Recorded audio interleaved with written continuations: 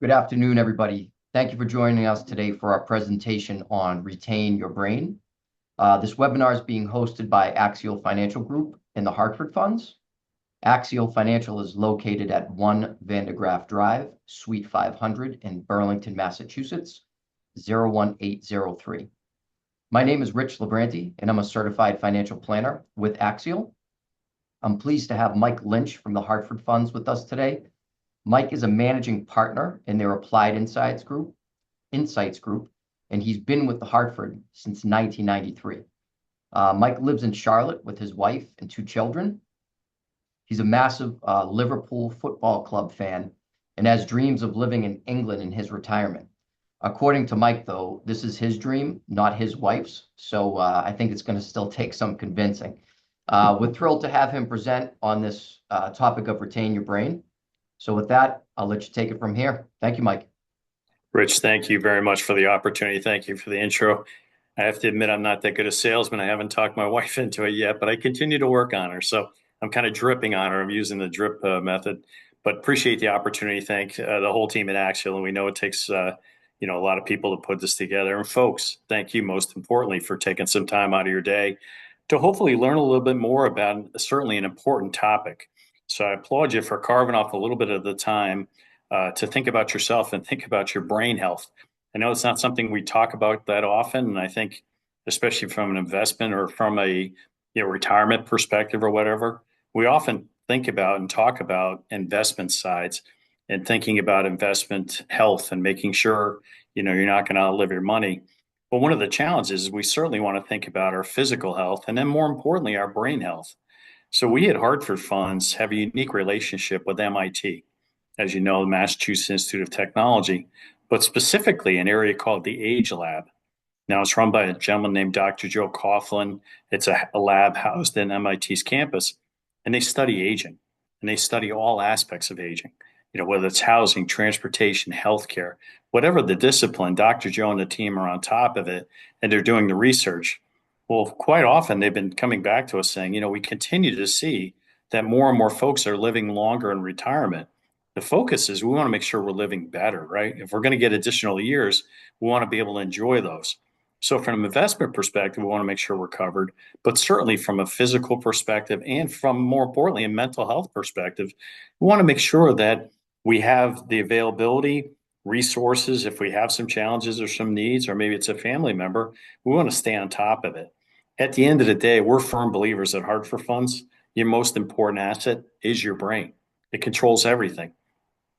So we, as I mentioned, we partner up with MIT because we feel they really have are kind of leaders in the industry thinking about aging. So we really value and really pride ourselves in the partnerships and understanding what we know and what we don't know. Certainly when it comes from brain health, I'm not an MD, right? We don't have any MDs on our staff. So we wanted to research and go out to one of the leading clinical psychologists, somebody that really studies brain health and brain aging and can provide information for us. So we did that. We found Dr. Marc Milstein. He's an amazing speaker. He's got some great information, really well known in the industry. And he really helps us kind of understand, how can we prepare our brain? How can we maintain our brain? Are there some things we need to think about? Some things that we need to maybe modify or focus on? Now, Dr. Marc is a firm believer that if you or a family member are already consulting an MD and they're saying we should do this, this, and this, you want to continue to do that. So we're going to provide some good general information to hopefully keep our brain healthy and active. Now, there's no guarantees during the presentation as we talk about dementia, talk about Alzheimer's. Unfortunately, there's no guarantees, but we're starting to see more and more research, more and more opportunities to try and stem that off as long as we possibly can. So that's our goal today, is to really talk about our brain's health. And I think the good news is you'll find is our age, our physical age, and our brain's age, there isn't a direct tie. Now, I just turned 61 recently. I don't feel 61. My kids remind me that I probably look a little older than 61, but I think my brain's health is probably a little bit younger. And that's all of our goals, right? Regardless of our age. So we'll talk a little bit about that because, again, there's not a direct correlation between the two. And we certainly want to try and keep our brain's age as young as possible. The importance of brain health, we already spoke about it, but it is the most important asset at the end of the day. Are there some things we can do, some things we need to think about? And then more importantly, some opportunities, some exercises, maybe some things we can practice today to try and age proof our brain. Again, if we're going to live maybe an additional 10, 15, 20 years in retirement, we want to be able to enjoy it. So are there some things that we can implement today to try and push that off as long as possible? So again, not necessarily a direct correlation between your age and your brain's age. Maybe you have a family member, maybe it's yourself. And gosh, you're talking to folks and maybe somebody makes the comment, I can't believe you're such and such age. When I saw this slide and I saw this presentation, I thought of a neighbor of mine. Now she lives right across the street. I downsized a number of years ago and I live in a townhome community. She lives across the street. She's 87 years of age. She lost her husband a couple of years ago. And my wife and I have kind of adopted her. I think she's kind of adopted us, quite honestly. But she's an amazing person to talk to. You would never believe she's 87. Now, recently, I was bringing my garbage pail out to the street. She was doing the same, and we just struck up a quick conversation. She wanted to let me know that she wasn't going to be around that weekend. So if I didn't see her, I didn't see her car, not to be nervous, because she was driving to a different state to celebrate her mother's birthday. Now, you may be like me and kind of took a step back there, right? And unfortunately, I kind of had the head movement, which I think reinforced the fact that I couldn't believe it. Her mom was celebrating 107 years. But my point is, if you spoke to this woman, you would never believe she's 87 years of age. So she doesn't have probably the brain of an 87-year-old or an average 87-year-old. So what they've identified in the country is a term or a group of people called superagers. Now, it's a group of people. To qualify to be a superager, you have to be 80 years of age. So that's the first step. But more importantly, what you have to have in common is an age range or an age, brain's age of about a 50 to 60-year-old. Now, once they've identified these folks, the good news is they can start to study these folks. Why is it that this person is 82 and has the brain's age of a 62-year-old? Is it physical? Is it mental? Is it environmental? What are the factors that come into play? Is it just good genes? So the good news is once they've identified these folks, they have the ability of really doing some research and finding out maybe some things they do different. Maybe it's socialization. Maybe it's physical exercise. More importantly, what we find is generally it's a combination of things. It's not necessarily one factor. Now, you may have seen recently, Netflix did a terrific documentary special on living to age 100. And he really traveled around the world, quite honestly, looking at folks and really identifying folks that live in what they call blue zones. You may have heard the term in the past. Now, that's generally a collection of people that are over age 100. But again, don't look age 100, mentally, physically, they're really in good shape. And again, more importantly, now that we know where those folks are, what are the things that make them different? A lot of those folks, quite honestly, live in more Mediterranean type of lifestyle, Mediterranean diet, exercise, socialization. So it's fascinating. And I think the great news is being able to use these folks and really study these folks is going to help all of us in the long run. Now, unfortunately, I'm sure Rich has got a lot of great tools and resources, and we do at Hartford Funds.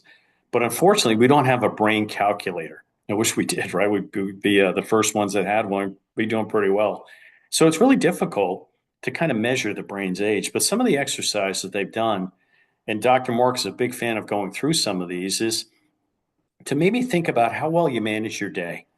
Now, Dr. Mark's a firm believer, absent-mindedness, things that happen occasionally, that's fine. But if it starts to happen too often, I think years ago, unfortunately, we kind of joked it off. Well, that's granddad, right? Granddad or grandmom's just getting a little bit old. We do need to identify these folks, and we do need to make sure that they're getting the help they need. But think about how well do you manage your day? Are things you forget? One exercise you may want to try, and I think it's a great measurement to see how your brain health is maybe the next time you're going to a supermarket, maybe it's a Stop and Shop, or maybe to a quick, purchasing a couple items at a gas station or something. If you're still the type that writes your items down on a piece of paper, or maybe nowadays you're using a notes feature of your phone, you want to continue to do that. But when you get to the store and you pull into the parking lot, try and leave that item, whatever it is, a piece of paper or the phone, try and leave it in the car or put it in your purse or your pocket and don't look at it. Purchase your items. Come back out as you're putting your bags into the car. Do a quick inventory. Did you get everything on the list? Did you get anything on the list? More importantly, right? We'll make exceptions when Ben & Jerry's is on sale. We certainly will give you a waiver on that one. But we want to try and figure out, did we get the majority of our items. If not, it might be a telling sign. How well can we remember important information? Is the recollection to some of these things? Is it dates? Is it names? Or is it something I struggle with? There is a direct correlation between one's balance and one's brain's health. So, how is our balance? We see more and more folks now taking Tai Chi or taking yoga a little bit older. That's great news. And I think maintaining that balance and improving on that balance is going to help with that brain's health. There also is a direct link between how fast I walk, and not necessarily from a speed perspective, but the gait. Maybe thinking about a relative that you've seen over the years, and unfortunately, their feet aren't moving as quickly as they used to, or maybe it's a lot quicker, but it's kind of stutter step. That might be an indication. If that gait's not what it used to be, that might be an indication. Then at the end of the day, again, how old do we feel?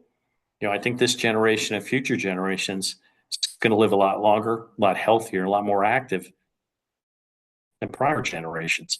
So how old do we feel at the end of the day? Now, I think the good news is it's not necessarily a direct correlation between just because it's in my genes that I'm going to get dementia, I'm going to get Alzheimer's. Quite honestly, we developed this presentation a couple of years ago. My dad had died of Alzheimer's. My grandfather died of Alzheimer's. I was very reluctant to do this presentation because I thought it was just going to bring up those ill feelings, right? And just kind of a constant reminder. And I've got a number of brothers we talked about it in the past, kind of a foregone conclusion. We thought, gosh, it's just a matter of time. Well, the good news is that it's not necessarily the case. Now, it may be, and there may not be, much control over that. But for the majority of us, there may be ways that we can push it off as long as possible. If I do have the gene, my goal is to try and stem it off as long as I possibly can. But they're finding more and more that it's not just 100% gene driven. Again, no guarantees, but I think the good news is for all of us to try and do what we can to try and push it off as long as possible. So we talked a little bit about the importance of brain health. Again, it's our biggest asset, right? It controls everything at the end of the day. It's our most important asset. And we want to try and keep it as healthy as we possibly can. Now, one of the challenges and one of the things they're starting to find from more and more research is part of the challenge or part of the reason why we have brain health issues is a buildup of what they call brain trash. Now, brain trash is a natural occurrence. We get up in the morning, we start thinking about what we need to do today. Our brain starts processing. That normal process, unfortunately, starts to accumulate some trash. So we start getting in the car, we're thinking about getting a cup of coffee, thinking about our day and the kids, and the list goes on and on nowadays, right? All that processing of the brain is normal and it needs to happen. But unfortunately, sometimes that brain trash starts to build up. Now, the good news is every day or every evening, I should say, if we're sleeping at night, the brain will take care of the brain trash and the brain will clean up that brain trash as long as we allow it to do that. And you see in the middle, unfortunately, the average brain could build up to about 5 pounds of trash a year if it's not processed correctly. And they do feel that that is part of the challenge or part of the reason why sometimes, unfortunately, we start to have dementia or start to have Alzheimer's is that buildup. So you see on the left-hand side, normal brain processing, everything's getting cleaned up. Again, the trash is being processed every day versus on the right-hand side, unfortunately, the brain is not allowed to clean it up or is not cleaning it up well. We start to see that buildup and it interferes with some of those neurons. And it certainly, unfortunately, affects our brain's health. If we've got a loved one or we've gone through the process with dementia or Alzheimer's, we certainly know the costs associated with this. I think it's interesting on the right-hand side, not to be morbid, but the good news is we're starting to see more and more folks living longer, after a diagnosis. The bad news is, unfortunately, they are living longer, right? So it may be additional medications, additional caregiving, which adds to, the factor. And it's not to say, obviously, we all want to try and live as long as possibly can, or family members, but it does cause certainly a financial concern or a financial need, and it's something we need to prepare for. So again, we're starting to see more and more medications, which is great news. Caregiving continues to add up, unfortunately, from a cost perspective. But I do think one that's probably not associated enough, and I think it's something you certainly want to think about, is your housing needs. Now, for many of us, we want to age in our home as long as we possibly can. In fact, AARP did a recent study and asked individuals approaching age 65, where do you plan on aging? Very quick response. About 90% of the people said, I want to age in my current home. It's maybe where I was married, have a mortgage and memories. The challenge is as we get older, our homes get older. Homes were not designed. The average home in the United States today was built in the 70s. It was not designed at that time to assume somebody's going to live in that home in their 70s, if not 80s or 90s. Maybe with narrow hallways and narrower traditional openings, doorways, risky kind of inflexible staircases, maybe going down to the basement or something. Sometimes it becomes a challenge. So we want to think about, can we age in our home safely? Are there some modifications we need to do to the home? More importantly, is there some technology that we can add to the home to keep someone safe, not to invade their privacy, but things like Ring doorbell or putting some cameras in the home really do allow us the opportunity to make sure that somebody can be in the home safely. So I think the rage right now is a smart home. We hear a lot of folks saying, well, I've got a smart home. That's great. I think a smart home is terrific. I'd rather have a safe home. So what technology can we think about? And, certainly a cost associated with that. So we think about the progression of cost, just unfortunately in today's expenses, home health aid, if you can get ones come in, you see about 61,000. Assisted living facilities. The good news is we're starting to see more and more of these populate. I live in Charlotte. We're starting to see more and more of these locations and nursing homes being built. They're beautiful facilities. Unfortunately, they're also very expensive, and there's usually a waiting list. Now, what's interesting about all these maybe brick and mortar types of facilities or nursing care, actual physical facilities is these are expenses associated with someone who's generally pretty good from a memory perspective. But if someone's diagnosed with some type of dementia or Alzheimer's and needs memory care, it's an additional fee. So that's something we certainly want to think about. And unfortunately, Medicare doesn't pay for a lot of these services, maybe Medicaid, but that's something you certainly want to check on. So we think about the estimated lifetime cost, and I would encourage you to really sit down and start thinking about your portfolio. And are we allocating enough from a medical perspective or for some of these costs? I think you also want to think about maybe lost income. Unfortunately, I have another neighbor that was diagnosed very young with Alzheimer's. He was an attorney, had his own practice. We had to leave his practice early. He was thinking about selling it, he said, about 5 to 6 years later than when he had to. So there was a number of years where we had lost income, or he had lost income, unfortunately, maybe some legal fees, hospice, and end of care. So I think certainly a challenge. So hopefully enough of the bad news, right? About $400,000. And again, I think that's something we certainly want to think about and hopefully start to think about ways that we can budget that into from an investment and savings perspective. But more importantly, let's think about some good news. Again, the goal is to try and stem this off as long as possible. So there have really been proven some ideas, some thoughts, some exercises, some things that you can practice to help keep your brain healthy as possible. Maybe it's a modification to your lifestyle, but first and foremost, believe it or not, traveling. If we can get up, get out, and stay active, it's really going to improve our brain's health. Now, it doesn't have to be an exotic vacation. It doesn't have to be you, me, and my wife, right, going to England if I can get her on the plane, but just someplace new, some new location. Maybe you take the car and go a couple hours someplace new. The reason being, if it's a new location, your brain immediately is going to start firing. I travel for a living. I travel the country. Before the holidays, I actually had to go out to Salt Lake. I hadn't been there in a couple of years. The wholesaler, the person I was traveling with, neglected to mention to me that they tore down the old cute airport that they had, which was very easy to navigate, and they put one of these massive airports in. Well, as soon as I got off the plane, I had no idea where I was going. My brain starts firing. Where's the rental car? How do I pick up my bag? How do I get how do I get out of this location? Restrooms, all those types of things. The good news is that processing really does help from a brain health perspective.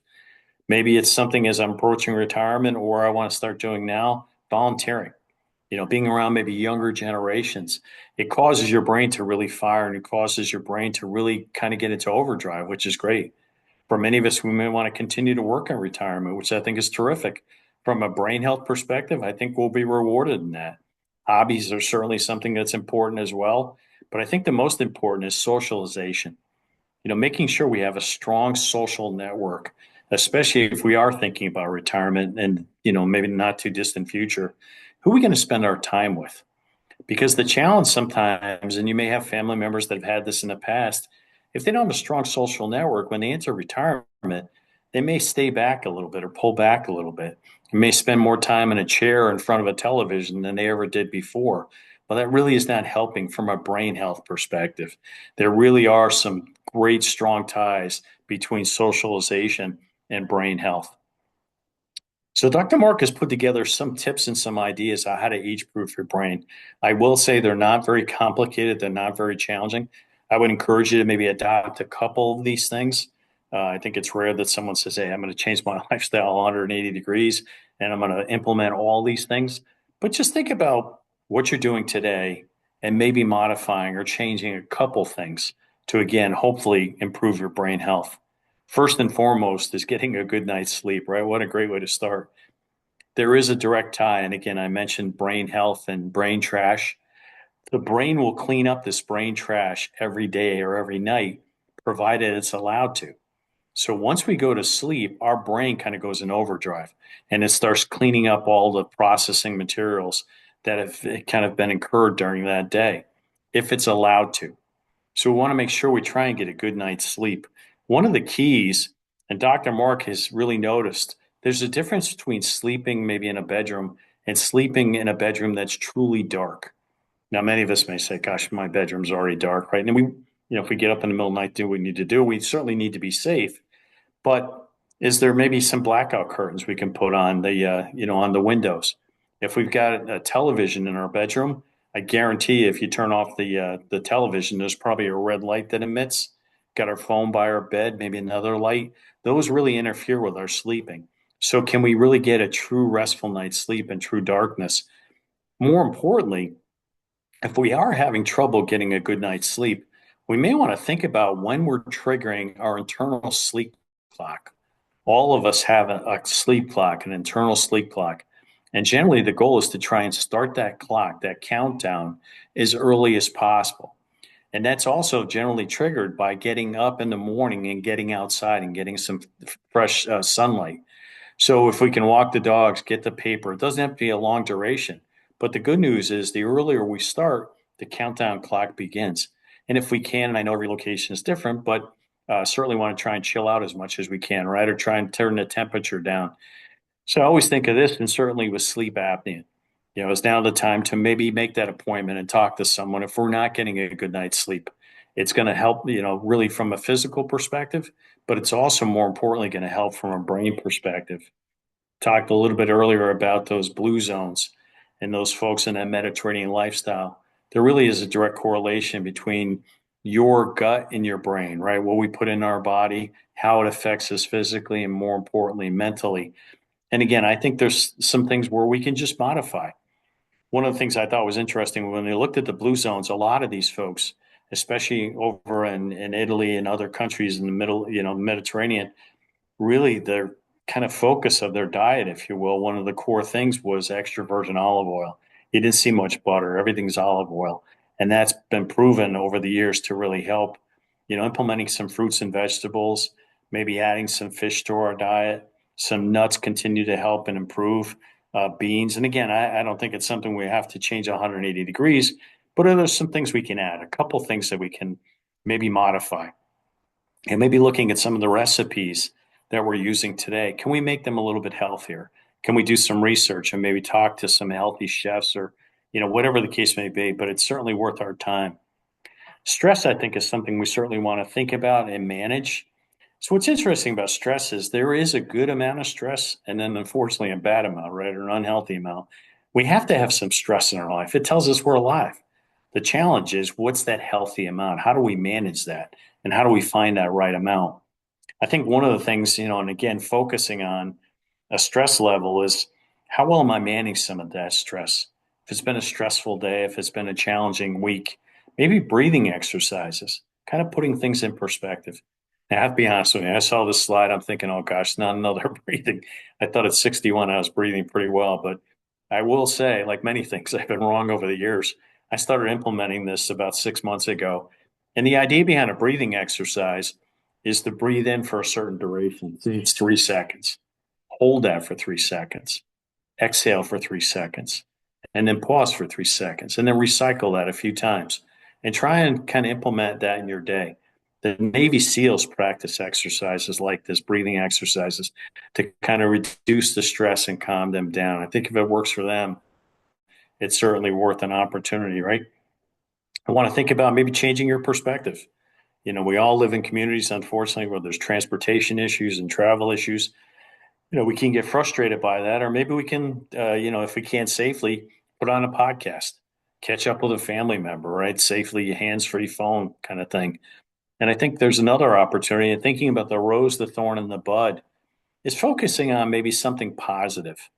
Unfortunately, maybe something negative that's happened, and then something to look forward to.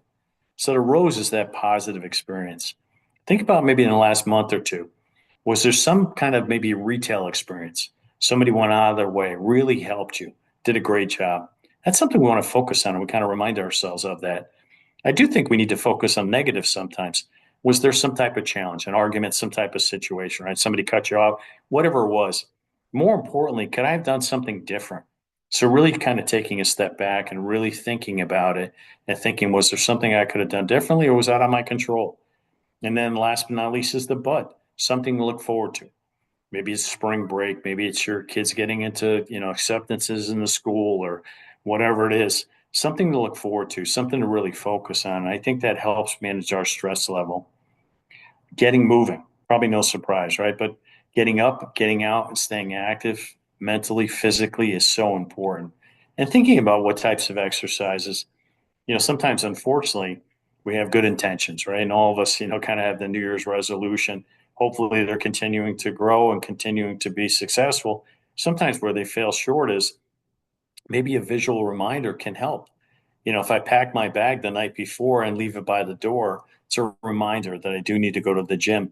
Maybe I'm working out with someone, so I don't want to let that person down, right? So building those relationships and working out with somebody keeping you accountable and you keeping them accountable. Maybe it's the little things that you could do your day-to-day practice. Maybe it's working in the office or going to the mall or going to the gym. Park farther away.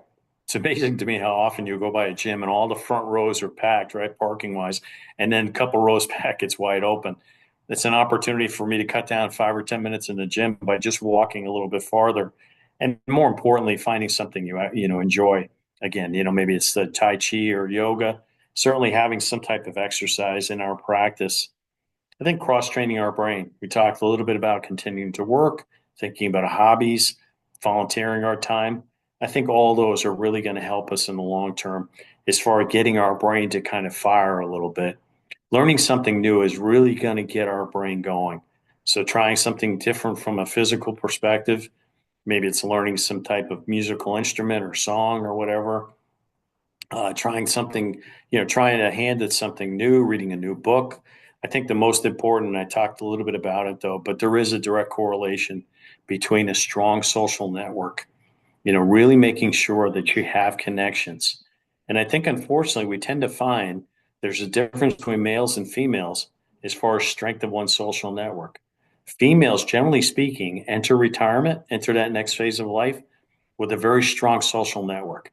They built relationships inside and outside the workforce. Sometimes they're more busy after they stop working, right? Males, unfortunately, we don't generally do as good a job. Our social network quite often is people we work with. Well, gosh, I go to lunch with the same people, every day or every week. Well, if I'm the first one in my group to retire, who am I going to spend my time with? Worst case, I'm the last one in my group to retire. People have gone little by little. Who am I going to spend my time with?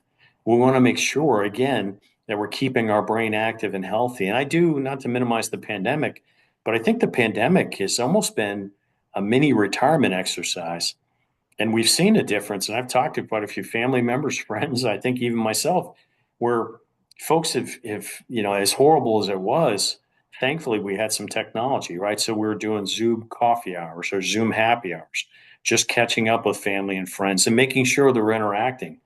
Others, unfortunately, maybe scale back a little bit, realize that that social network wasn't there. Now's the time to improve that, maybe before we do fully enter retirement. And last but not least, and again, I'm not an MD, Dr. Mark's not an MD. He just wants to be cautious. And, if you're on some type of supplement today, you've talked to your doctor, it's been working for you, terrific. You want to continue to do that. But there is just a flood of supplements nowadays.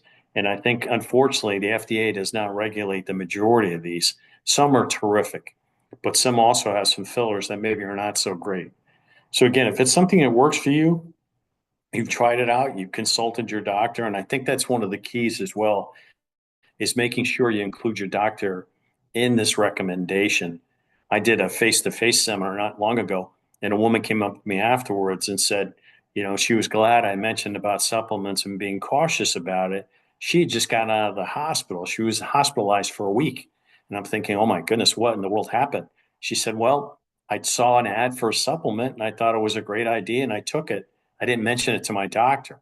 Unfortunately, something in the supplement really kind of counteracted with a prescription, some medicine that she had, and unfortunately forced her or caused her to enter the hospital for a week. So I would be very cautious about some of these. I think, again, there's some great supplements.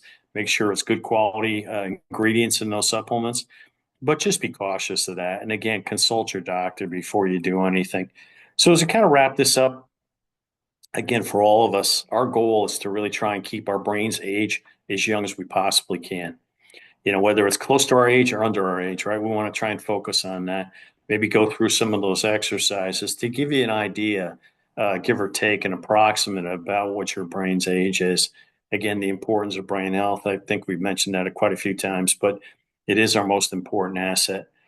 And it's some tips and some ideas. I will encourage you. The Alzheimer's Association is a terrific organization. They've got some great information out there. Maybe it's healthy eating, exercising. I will ask for two things. If you're over the age of 60, I will encourage you to get two things on an annual basis. Your hearing tested and your vision tested. And you might be thinking, this is coming out of left field, right? Well, hearing tested. For those of us maybe that get a little bit older and our hearing starts to go, but we become vain. We don't want to admit that we can't hear as well.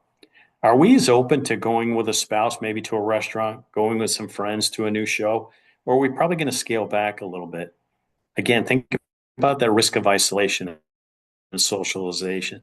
Does it make sense to maybe consult someone that can help? For those that do have hearing loss and it's undiagnosed and it's not treated, the challenge is we may have 6 times greater chance of getting Alzheimer's or getting some type of dementia. And then more importantly, your vision tested. Whether you want to admit it or not, and I certainly don't, but I probably don't drive as well at night. I probably don't drive that well during the day, if I'm honest. But at night, it certainly becomes a challenge. Again, the same idea. Am I as comfortable going out in the evening to a different location? Uber and Lyft and all those types of things. We want to take advantage of that, but we certainly want to stay on top of making sure we get our hearing tested and our eyes tested. So just a quick quote from Dr. Marc: a sharp mind into older age isn't just a bit of luck. It's certainly within our reach for most of us. And that's our ultimate goal, to try and push that off. So Rich, on behalf of Hartford Funds, we can't thank you enough for the partnership over the years and the opportunity today to just share some information from Dr. Marc and the team regarding hopefully retaining your brain. So thank you again. Well, thank you, Mike. This has been fantastic. I actually saw this workshop specifically for advisors and wanted to share this with the whole Axial community. A couple of takeaways that I've done since seeing the workshop is definitely making the room darker at night. There's different lights from different things, so trying to apply that into life, as well as taking the stairs up every day. So I'm on the 5th floor, and I decided after seeing this workshop about 6 months ago that I would take the stairs every single day, and I've stuck to that. So I think it's easy to make minor adjustments when you hear some awesome information like this and you get a couple nuggets of information out. You have to do what works for you with your lifestyle. But we really appreciate your insight. We really appreciate this information. Well, Mike, thank you and Hartford Funds again for a great presentation. We appreciate everybody's attendance in the Axial community, and we look forward to hosting more of these in the future. So everybody have a great day. Thanks, Ken. Take care.